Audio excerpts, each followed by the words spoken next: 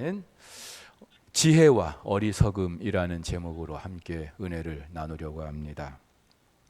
어제 우리는요, 민족 전체가 몰살될 수 있는 엄청난 위기의 그 상황 속에서 모르드게와 또 에스더가 보여주었던 태도를 함께 나눴습니다.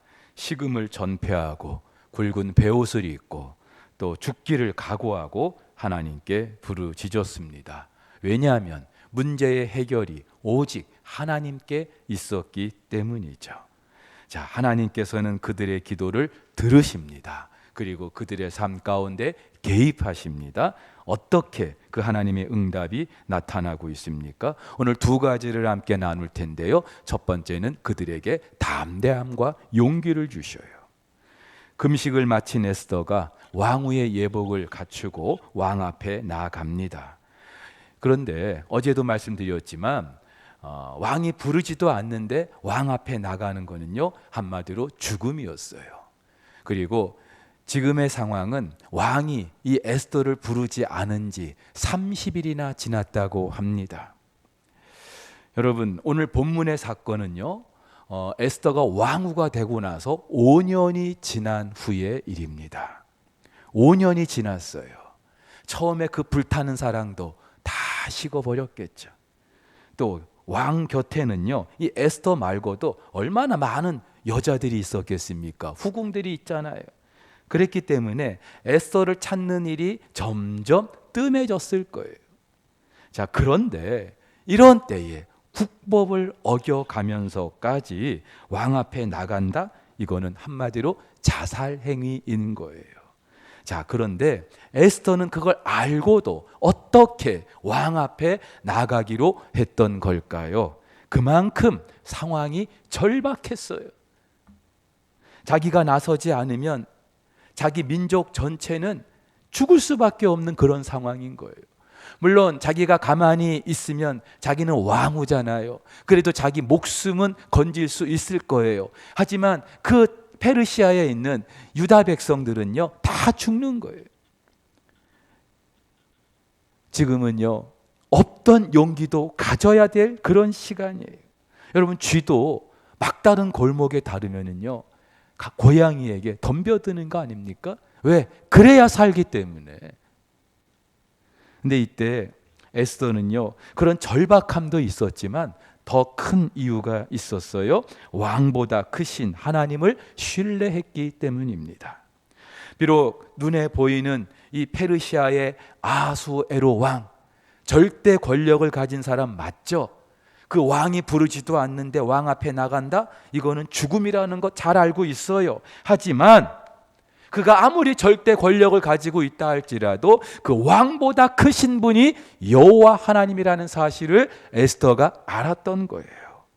여러분, 상대가 아무리 대단하고 또 위협적인 그런 카드를 가지고 있어도 내가 저 사람보다 더 높은, 더 큰 그런 카드를 가지고 있다면 괜찮아요.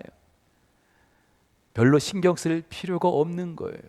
근데 여러분, 가만히 보면은요, 그런데도 마음이 불안하고 두려운 거예요.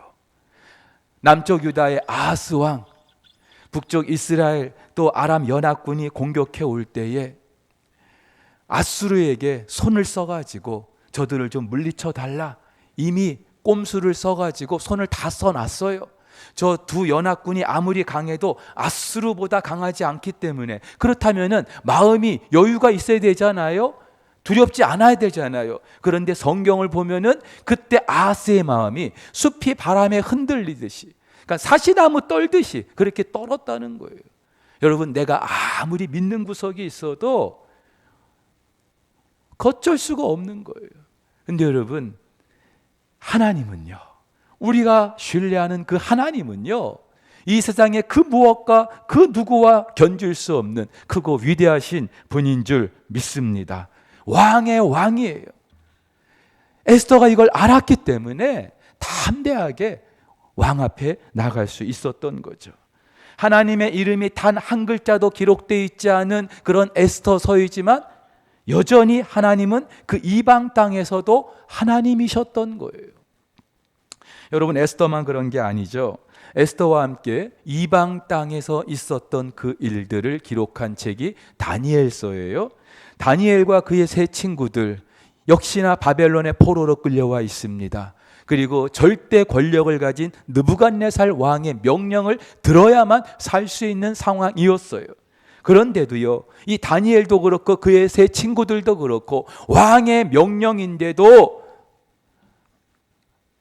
그것을 따르지 않기로 결정을 합니다.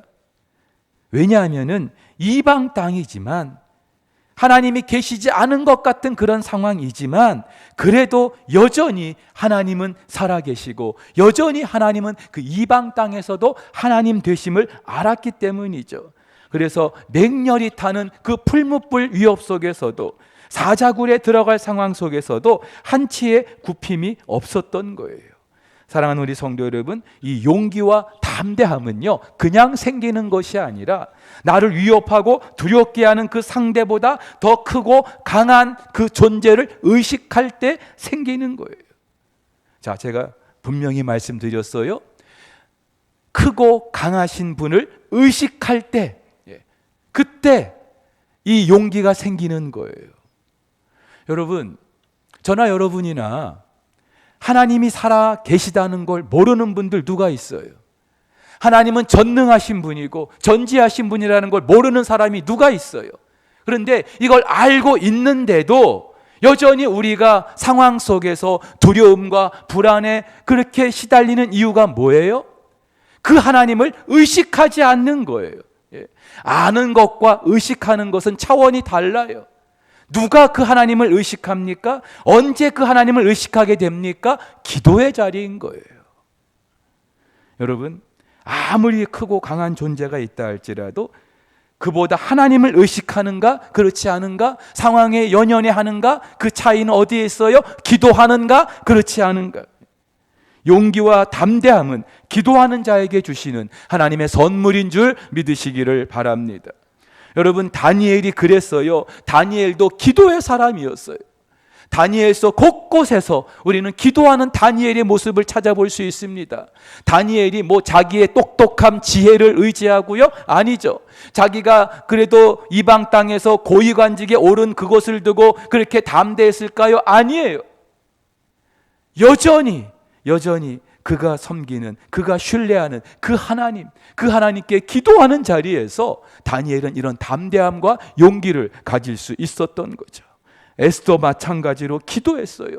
죽기를 각오하고 금식하며 기도했어요. 무슨 말이에요? 이 아하수에로 왕보다 크신 왕의 왕이신 그 하나님을 의식했던 거죠. 여러분, 오늘 에스더가 지금 서 있는 이 왕궁 안뜰, 한마디로 금지된 곳이에요. 예? 금지된 곳이. 그런데 바로 이곳에 한 연약한 여인 에스더가, 그것도 사흘씩이나 금식한 에스더가 혼자 서 있어요. 무슨 힘이 있어요? 예? 근데 사실은 혼자가 아니에요. 지금 이 에스더 뒤에는요, 모르드게를 비롯해서 함께 금식하며 기도했던 유다 백성들이 있어요. 그리고요, 더 중요한 것, 그의 기도를 들으신 만왕의 왕 하나님이 계시는 거예요. 여러분, 기도는 그렇게 우리를 담대하게 하는 줄 믿으시기를 바랍니다. 내가 통장에 돈을 많이 쌓아놨다고? 아니요. 기도하는 자리에서 우리는 이런 담대함과 용기를 갖게 되는 줄 믿으시기를 바랍니다. 특별히 우리 성도들의 연합된 기도에 이런 능력이 있어요. 우리 사도행전을 우리가 계속 살펴봤습니다마는 이 사도행전을 다른 말로 성령행전이라고 하잖아요. 하나님께서 사도들을 통하여 어떻게 역사하셨는지를 다루는 책이라고 해서 성령행전이라고 합니다. 그런데 그 성령께서 언제 역사하십니까? 사도행전을 가만히 묵상해 보면은요, 그 성령께서 역사하셨던 순간들이 있어요. 언제입니까? 하나님의 사람들이 연합하여 합심하여 기도할 때였어요. 오순절에 성령이 임하셨던 것도 120명의 그 제자들이 한 곳에 모여 더불어 마음을 같이하여 기도할 때. 사내들인 공회의 핍박 가운데서도 담대하게 사도들이 복음을 전할 수 있었던 이유, 다른 사도들이 마음을 모아서 기도하였기 때문에. 베드로가 옥에 갇혔을 때에도 호련히 쇠사슬이 벗겨지고 옥문이 풀려나게 됐던 것, 그를 위해서 교회가 간절히 기도했기 때문이에요. 여러분, 하나님은요, 성령님은요, 성도들의, 하나님의 사람들의 연합된 한마음으로 기도하는 그 자리에서 역사하시는 분인 줄 믿으시기를 바랍니다. 여러분, 그래서 내 삶에 어떤 위기가 있을 때 기도만이, 그 상황 속에서 내가 뒤로 물러서지 않고 담대할 수 있는 것, 기도만이 유일한 해결책이 되는 줄 믿으시기를 바랍니다. 그래서 기도를 멈출 수가 없는 거예요. 그리고 그 기도의 자리에서 하나님의 역전을 경험하게 되는 줄 믿으시기를 바랍니다. 자, 근데 여러분, 하나님은요, 이 에스더에게 이런 용기와 또 담대함만 주신 게 아니죠. 실제로 왕의 마음을 움직이십니다. 에스더만 용기와 담대함은 뭐예요? 왕이 꿈쩍하지 않으면 소용없잖아요. 근데 하나님께서는 왕의 마음을 움직이셔요. 죽기를 각오하고 어전 맞은편에 나온 에스더를 왕이 봤어요. 평상시 같으면 내가 부르지도 않았는데 나타나 여봐라 하면서 자기 왕후지만 죽게 했을 거예요. 근데요, 그날따라 이상하게 에스더가 이뻐 보이는 거예요. 그래서 가지고 있던 그 금호를 내밀어서 어여쁜 에스더야, 네가 웬일이냐? 왜 그랬을까요? 그만큼 이뻤던 거예요.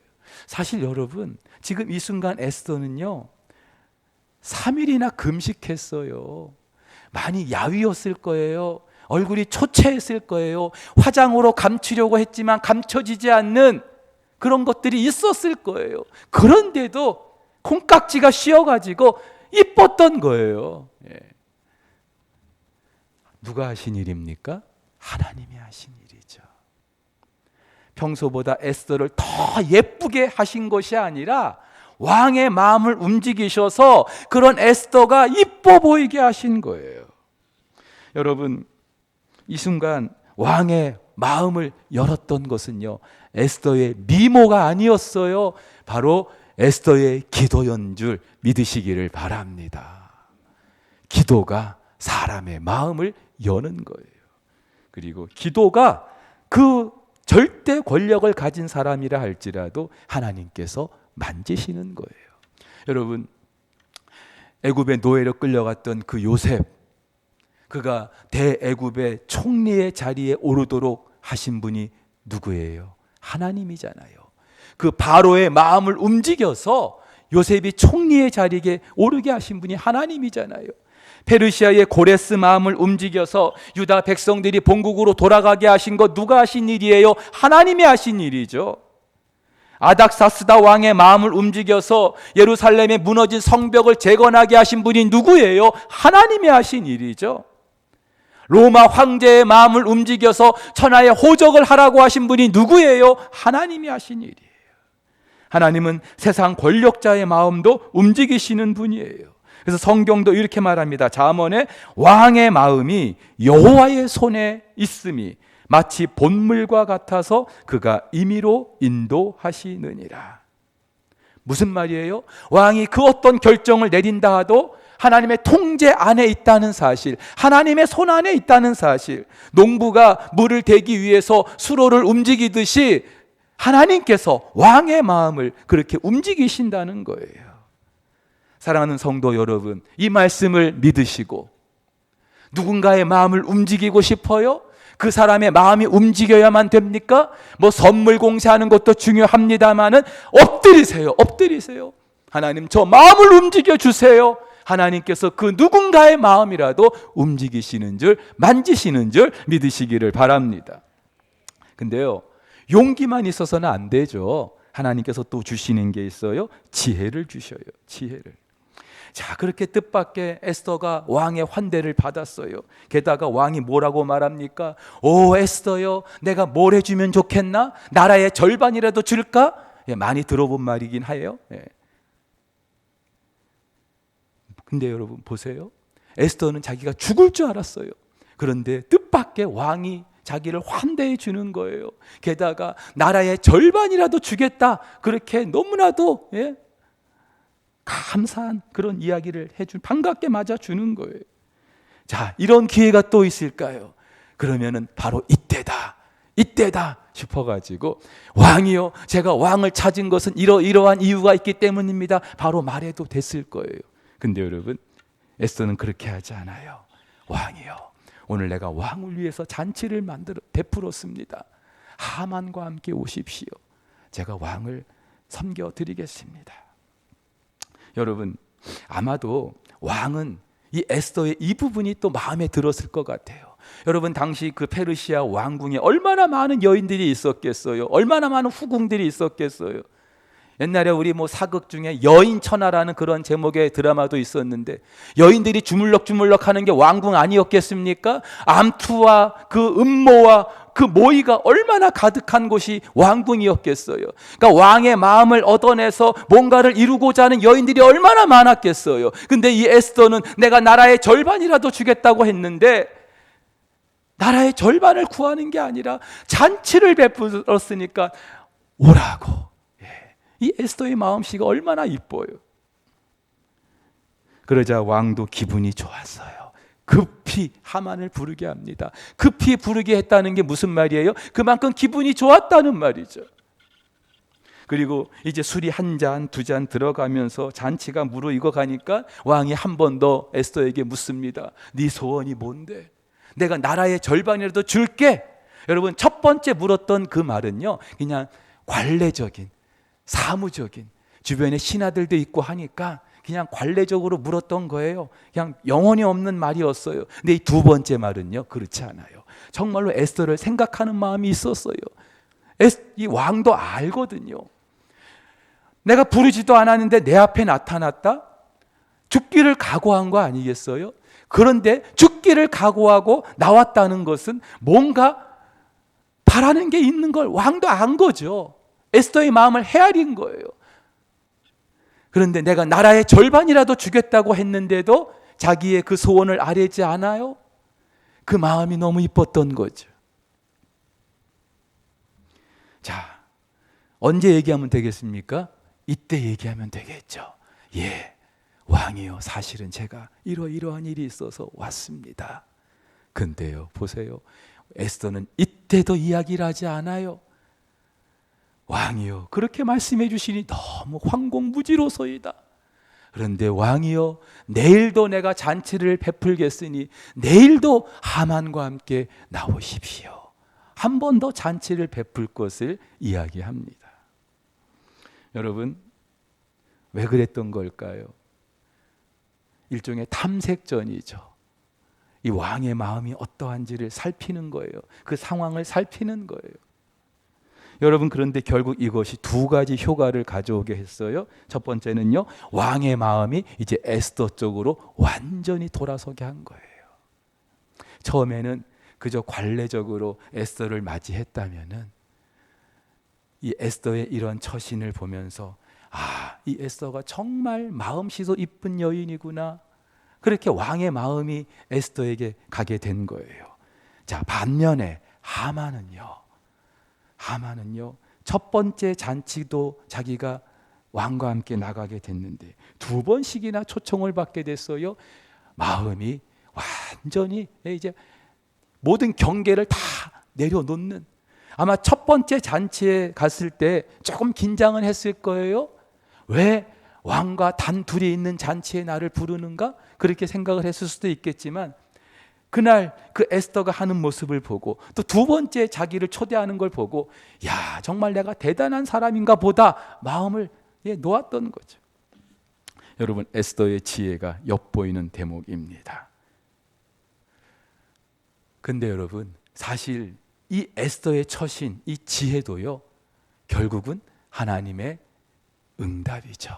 하나님의 그런 은혜인 거예요. 에스더가 기도했기에 하나님 이런 지혜도 주신 줄 믿으시기를 바랍니다.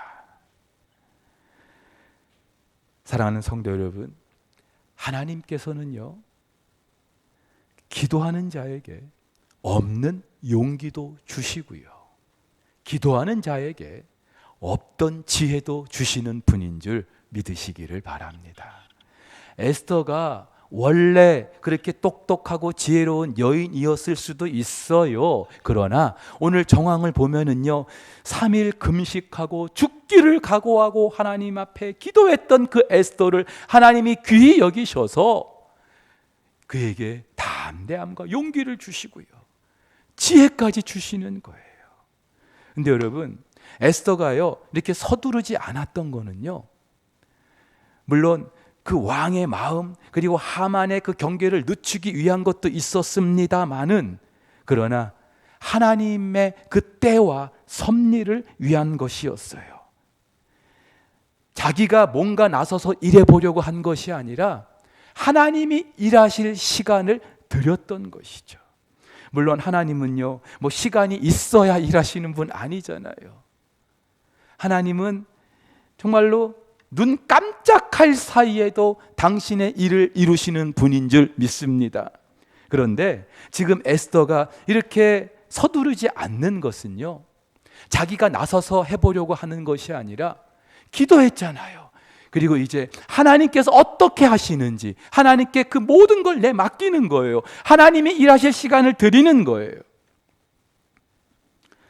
돌아가신 수영록교회 정필도 목사님, 어떤 일을 결정하실 때 서두르지 않으셨어요. 절대 서두르지 않으셨어요. 특별히 이렇게 뭐 부교육자들을 초빙할 때 면접을 보시고 즉석에서 오케이, 우리 교회 오십시오, 그렇게 말씀하시지 않아요. 면접의 분위기를 보면은 합격이에요. 근데 목사님은 즉석에서 답을 주지 않고 일부러 기다리게 하십니다. 근데 그 기다림의 시간이 때로는 한 달이 갈 때도 있어요. 근데 제가 이렇게 지나고 보니까 왜 그렇게 기다리게 하셨을까? 여러분, 그 기다리는 동안 솔직히 그 지원한 사람들은요, 얼마나 속이 타요. 이제나 저제나 연락 오기를 기다리고 있을 거 아니에요. 그런데 목사님이 그렇게 하셨던 이유가 있어요. 당신도 더 기도하기 위함이었지만은 그렇게 지원한 그 목사님들이 더 기도하기를, 기도로 준비하기를. 예?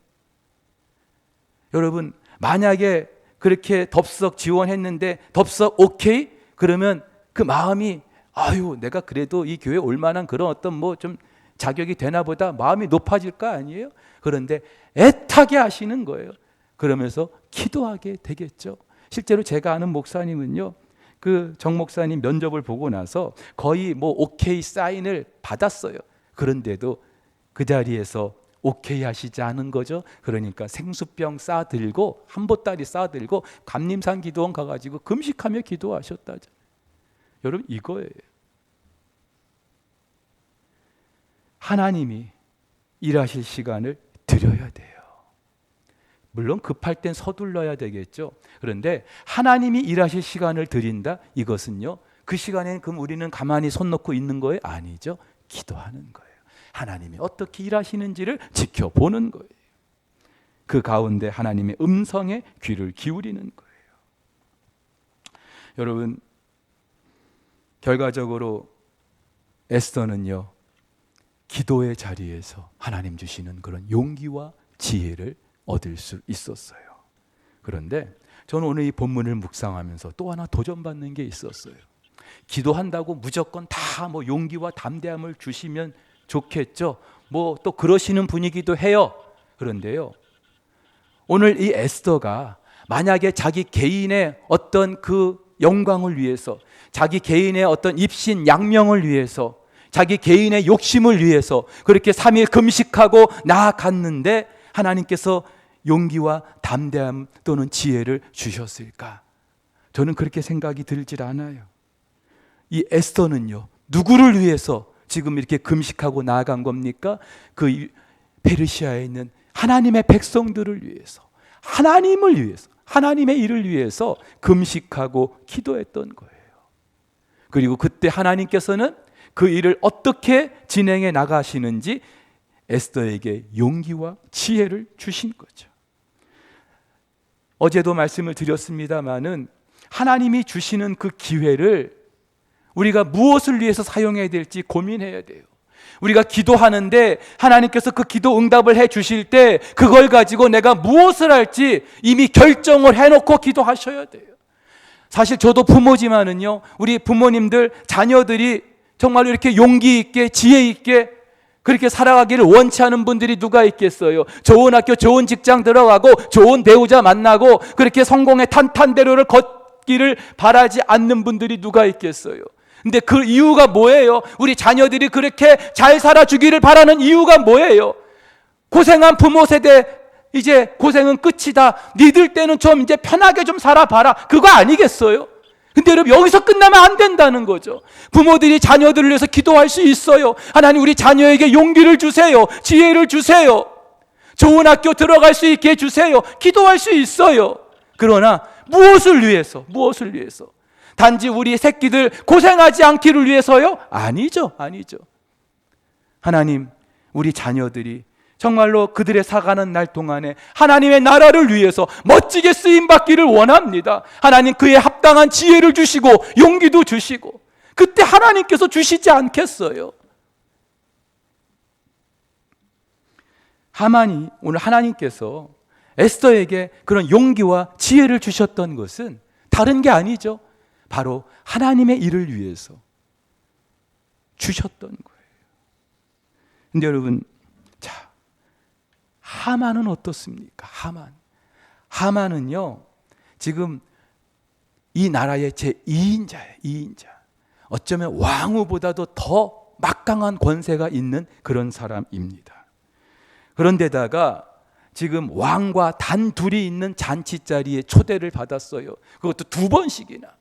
여러분, 우리나라의 대통령이 사저에 누군가를 초대해서 저녁 식사를 한다. 얼마나 영광스러운 일입니까? 야, 왕이 나를 특별히 생각해 주는구나. 내가 이렇게 대단하구나. 하만도 그랬어요. 그래서 첫 번째 잔치를 마치고 돌아왔던 하만이 그의 친구들을 다 불렀어요. 아내를 불렀어요. 그리고 이렇게 자랑을 늘어놓습니다. 자기의 큰 영광과 자녀가 많은 것과 왕이 자기를 들어 왕의 모든 지방관과 신하들보다 높인 것을 다 말하고 또 하만이 이르되 왕후 에스더가 그 베푼 잔치에 왕과 함께 오기를 허락받은 자는 나밖에 없었고 내일도 왕과 함께 청함을 받았느니라. 예. 자기 영광에 취해 있어요. 봐라, 내가 이렇게 대단하지 않냐? 예. 느부갓네살 왕 같습니다. 어느 날 느부갓네살 왕이 왕궁 지붕을 거닐면서 이렇게 외쳐요. 나 왕이 말하여 이르되 이 큰 바벨론은 내가 능력과 권세로 건설하여 나의 도성으로 삼고 이곳으로 내 위엄의 영광을 나타낸 것이 아니냐. 한마디로 내가 이렇게 대단하지 않느냐. 자기 영광에 취해 있어요. 그런데 그 말이 떨어지자마자 어떤 일이 있었습니까? 하늘에서 음성이 들리면서 왕위가 그에게서 떠났어요. 실제로 그 일이 있고 나서 느부갓네살 왕은요 7년 동안 사람도 아니고요 마치 이상한 괴물처럼 변해가지고 들짐승과 함께 거하는 신세가 됩니다. 사랑하는 성도 여러분, 첫날 새벽에도 말씀드렸어요. 하나님은요 그가 누구든지 교만한 사람 제일 싫어하셔요. 그래서 교만은 패망의 선봉이라고 하잖아요. 그리고 그 구체적인 예는 성경 속에서도 얼마든지 찾아볼 수 있어요. 이제 하만 차례가 된 거예요. 여러분, 하만의 권세와 영광이 아무리 찌를 듯하다 할지라도 결정적으로 에스더와 다른 게 있었어요. 에스더는 자기 그 왕후의 지위를 입신 자기 개인의 영광을 위해서, 자기 개인의 욕심을 위해서 사용하지 않았어요. 그 민족 전체를 위해서, 그것도 죽기를 각오하고 그렇게 사용합니다. 하지만 왕의 최측근 1인지야 만인지상이라고 하는 그 하만은요 나라가 아니에요. 그 공동체가 아니에요. 자기 개인의 감정을 달래는 일에 그것을 사용하고 있어요. 여전히 자기를 향해서 절하지 않는 그 모르드게. 여러분, 이만한 그런 자리에 있으면은 그냥 뭐 대충 눈 감아 버려도 되지 않겠어요? 네가 절하지 않는다고 내가 그렇게 대단치 않은 사람이 아니야, 그냥 무시해 버릴 수 있잖아요. 그런데도요, 하만은 그 엄청난 권세를 가졌는데도 절하지 않는 그 모르드게 한 사람이 눈에 밟히는 거예요. 그래서 그 한 사람 죽이기 위해서 왕이 허락하지도 않았는데 미리 50규빗 되는 장대를 세워놓는 거예요. 이 얼마나 옹졸한 일입니까? 그 엄청난 권세를 가지고 겨우 한 사람 죽이는 일에, 그것도 자기에게 절하지 않는다는 이유로. 이런 옹졸한 사람이 어디 있어요? 이런 어리석은 사람이 어디 있어요? 에스더의 지혜와 이 하만의 어리석음이 너무나 대조되는 그런 장면이 아닐 수 없어요. 근데 안타깝게도 그렇게 모르드게를 죽이기 위한 장대에 자기가 달릴 줄 꿈엔들 알았을까요? 사랑하는 성도 여러분, 하만이 교만했기 때문에 하나님이 그를 무너지게 하신 게 아니에요. 가만히 보면은요, 그를 교만하게 해서 무너뜨리시는 거예요. 여러분, 여기서 우리는 정말 두렵고 떨림으로 우리가 생각해야 돼요. 내게 주신 그 어떤 기회도 하나님의 일이 아니라, 하나님 나라가 아니라, 공동체가 아니라 그저 내 개인의 어떤 욕심을 위해서 그렇게 사용하고자 하면은요, 누구든지 만족을 모르고요, 누구든지 교만할 수밖에 없어요. 에스더는 한나라 왕위의 그런 자리에 있지만 그 유다 백성 전체를 위한 일에 그 자기의 기회를 사용하고자 했기 때문에 절대 교만하지 않았어요. 교만해질 수가 없는 거죠. 하나님의 일을 위해서 내가 지금 나아가는데 어떻게 교만할 수 있겠어요? 근데 내 개인의 욕심을 위해서 그것을 사용하고자 하면은요, 누구든지 마음이 높아질 수밖에 없는 거예요. 그리고 그때의 그 용기, 지혜가 있다 할지라도 결국은 그것이 나를 무너뜨리는 그런 도구가 될 수밖에 없는 거예요. 하지만 그것이 무엇이든지 아무리 보잘것 없다 할지라도 하나님의 일을 위해서 내드릴 때 우리는 그 자리에서 하나님의 역사를 경험하게 되는 줄 믿습니다.